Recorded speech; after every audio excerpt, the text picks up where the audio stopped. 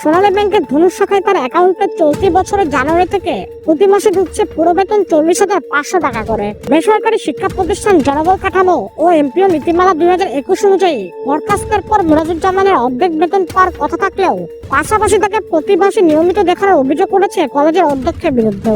2022 সালের মার্চে বগুড়ার ধনুটা জালসুপা হাবিবুর রহমান ডিগ্রি কলেজের প্রভাষক মুরাদুজ্জামানের বিরুদ্ধে 10ম শ্রেণীর এক শিক্ষার্থীকে ধর্ষণের অভিযোগ ওঠে। তার হাতে আসা তথ্য বলছে, মাধ্যমিক ও উচ্চ মাধ্যমিক শিক্ষা অধিদপ্তরের ইলেকট্রনিক ফান্ড ট্রান্সফার বা ইএফটিতে তাকে নিয়মিত হিসেবে তালিকাভুক্ত করে পূর্ণ বেতন দেওয়া হচ্ছে।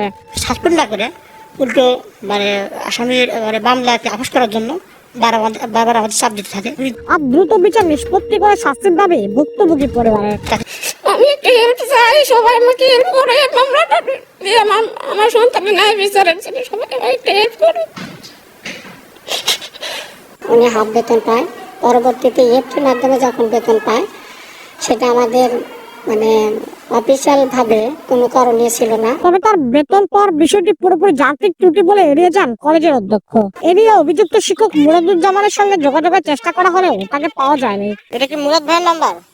জি না, এটা তো মুরাদ ভাইয়ের নাম্বার। আসলে তারা বিধির পদক্ষেপ নিতেছে, আশা করি দ্রুত এটা হবে।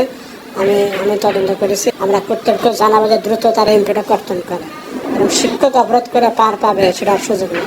অভিযুক্তের এমপিও বাতিল সহ আইনি ব্যবস্থা নেওয়ার আশ্বাস শিক্ষা কর্মকর্তার। মামলা হওয়ার 2 বছর পর 2024 সালের মার্চে মুরাদুজ্জামানের বিরুদ্ধে আদালতে অভিযোগপত্র জমা দেন পিবিআই তদন্তকারী কর্মকর্তা। প্রিন্সিপাল সাহেব আসামির পকেট থেকে বা আসামির কাছ থেকে অনৈতিক সুবিধা নিয়ে তাকে আসামিকে নিয়মিত শিক্ষক দেখায় এবং নিয়মিত শিক্ষক হিসেবে তার পূর্ণাঙ্গ বেতনের ব্যবস্থা করেন।